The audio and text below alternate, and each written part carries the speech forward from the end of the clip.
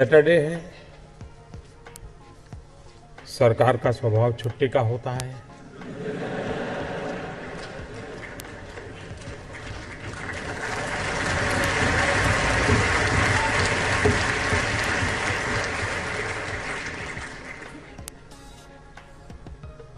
और 6 बजने के बाद तो सवाल ही नहीं उठता है।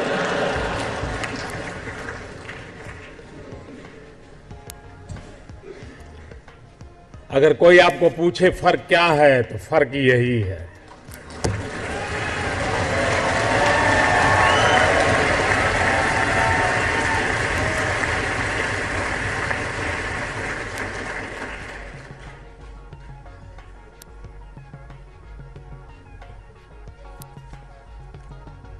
मैं भी कभी सोचता हूं कि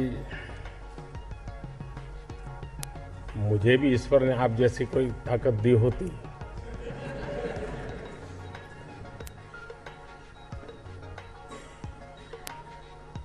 जब रितेश को सुन रहा था तो मुझे विचार आ रहा था कि एक चाय बेचने वाले ने होटल चेन का विचार क्यों नहीं किया।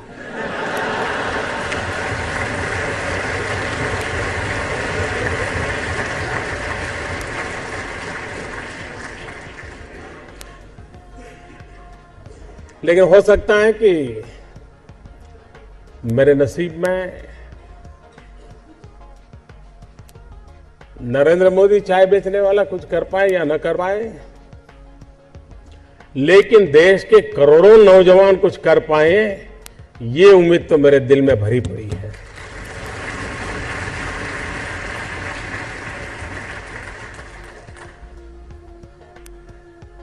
जब मैंने 15 अगस्त को लाल किले से कहा startup India, stand up India, तो ऐसे ही हवा के झोंके की तरह बात आई और चली गई, कहीं रजिस्टर ही नहीं हुई। लेकिन आज शायद 100-125 दिन के बाद अब ये रजिस्टर होगी कि स्टार्टअप इंडिया है क्या।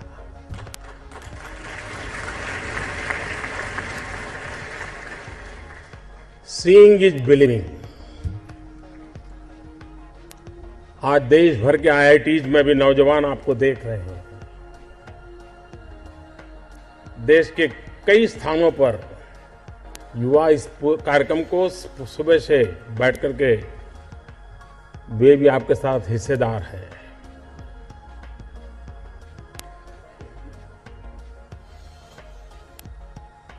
ज्यादातर लोगों को लगता है कि सरकार ये करेगी तो ये होगा, सरकार ये करेगी तो ये होगा। मेरी सोच थोड़ी अलग है। मेरी सोच ये सरकार ये न करेगी तो इतना सारा होगा।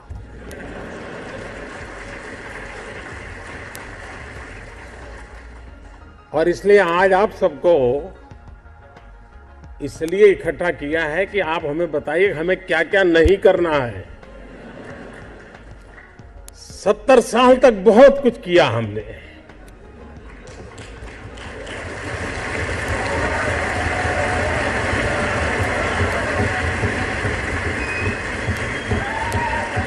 और हम कहां पहुंचे।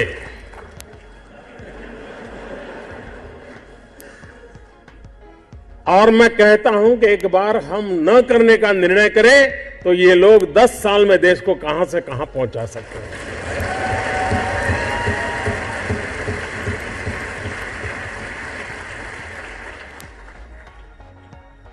देश के हर इंसान के दिल में एक ख्वाब होता है। उस ख्वाब के साथ उसके मन में कुछ विचार भी होता है, आइडियाज भी होते हैं। कुछ लोगों के आइडियाज हर दिन पैदा होते हैं और शाम होते होते बाल मृत्यु हो जाता है। लेकिन कुछ लोग होते हैं जो आइडिया के साथ इन्वॉल्व हो जाते हैं, वो उससे बाहर नहीं निकलते हैं और पूरा परिवार परेशान हो जाते हैं कि ये कुछ करता नहीं, बस इसी में लगा रहता है, किसी से बात नहीं करता है कुछ। यार दोस्तों से नहीं मिल रहा है, क्या हो गया है इसको, कहीं पागल तो नहीं हो गया। लेकिन भाई एक दिन कुछ कमाल करके दिखा देता है, तब पूरे परिवार को लगता है नहीं साहब, इसमें तो पहले से ही ऐसा था।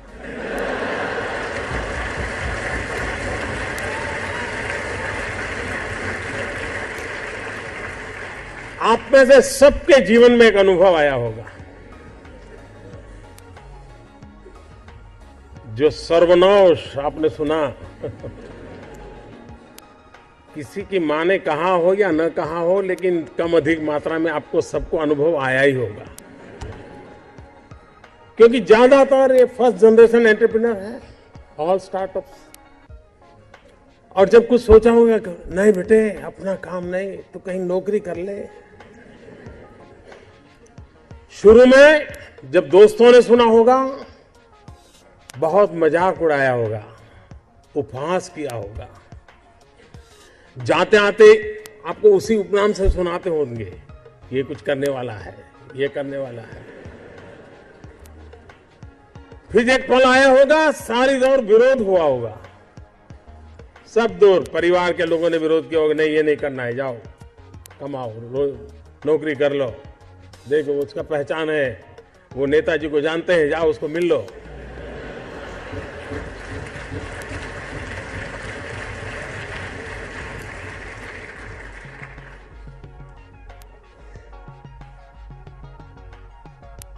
उस विरोध के बावजूद भी जो टिके होंगे, आज सब लोग कहते होंगे कि यार इसने तो कमाल कर दी, कुछ ऐसा मुझे भी करना है। हर किसी के स्टार्टअप की जिंदगी की यही कहानी है। एक भीतर से एक ऊर्जा होती है, भीतर में सपने होते हैं, उसके साथ खप जाने का इरादा होता है, तब जाकर के परिस्थितियां पलटती है। और दुनिया में हर किसी ने यही किया होगा। कभी आज हम सोचें कि 1423 आई थिंक 1423 कोलंबस जब निकला होगा, क्या मिलने वाला था?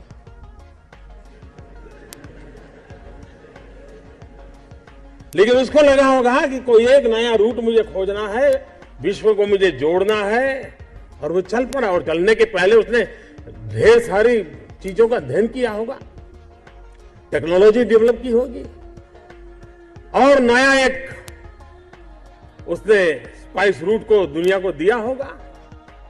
आज जो स्पेस में काम कर रहे हैं, शुरू जब हुआ होगा तब लोग मजाक उड़ाते होंगे, यार ये क्या कर रहे हैं। हर चीज की कहीं शुरुआत होती है, तो जो करता है उसी को दिखता है क्या होने वाला है, औरों को वही दिखता है कि ये पागल है। और इसलिए जिन्होंने ये सफलता पाई है, वे सिर्फ एंटरप्रेन्योर नहीं है, एक प्रकार से एडवेंचर उनकी प्रकृति का हिस्सा है, तब जाकर के होता है। स्टार्टर की सक्सेस सिर्फ एंटरप्रेन्योरशिप क्वालिटी से नहीं है, रिस्क टेकिंग कैपेसिटी, एडवेंचर करने का इरादा, ये उसके साथ जुड़ता है। और तब जाकर के हम दुनिया को कुछ दे सकते हैं। स्टार्टअप, मैं कल एडम से बात कर रहा था, तो बड़ा इंटरेस्टिंग है, उसको मिलने जैसा है। उसको हिंदुस्तान की स्पिरिचुअल दुनिया में बड़ा इंटरेस्ट है, लेकिन उसने मुझे एक बात अच्छी बताई। वो कह रहा है जो पैसे कमाने के इरादे से आता है वो कभी स्टार्टअप कर ही नहीं सकता।